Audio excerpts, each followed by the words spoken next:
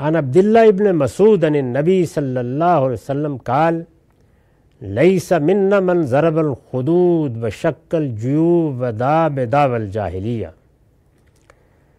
یہ روایت مسند طیالسی سے لی گئی ہے اور اس کا رقم ہے 288۔ ترجمہ ہے، عبداللہ بن مسعود رضی اللہ عنہ نے نبی صلی اللہ علیہ وسلم سے روایت کیا ہے کہ آپ نے فرمایا، جو غم کے موقعوں پر، جیسے کسی کی وفات ہو گئی، کوئی اور حادثہ ہو گیا، تو یہ غم کے موقع ہیں، جو غم کے موقعوں پر گال پیٹے اور گریبان پھاڑے اور زمانہ جاہلیت کی طرف پکارے، جس طرح کے وہاں بین کیے جاتے تھے، وہ ہم میں سے نہیں ہیں۔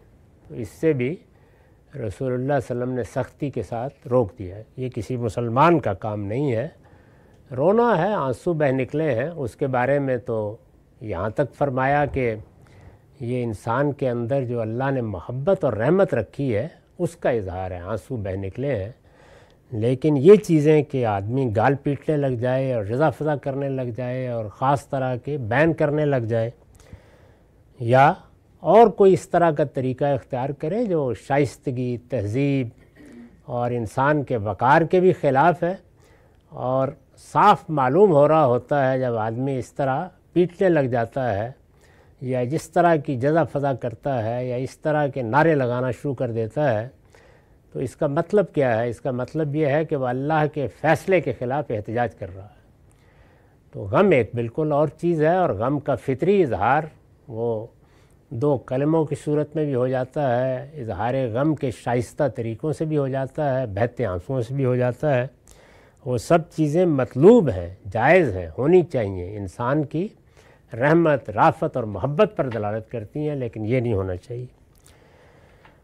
تو اس پر بھی میں نے حاشیہ لکھا ہے کہ مطلب یہ ہے کہ یہ سب چیزیں کسی مسلمان کے شایان شان نہیں ہیں، اس لیے کہ اسلام کے معنی ہی یہ ہے کہ خدا کے ہر حکم اور فیصلے پر سر تسلیم خم کر دیا جائے۔ جب غم کا موقع آیا ہے تو یہ خدائی فیصلہ ہے، اس فیصلے کو ایک بندہ مومن کو ماننا ہے اور صبر کے ساتھ اللہ سے اجر کی توقع رکھنی ہے۔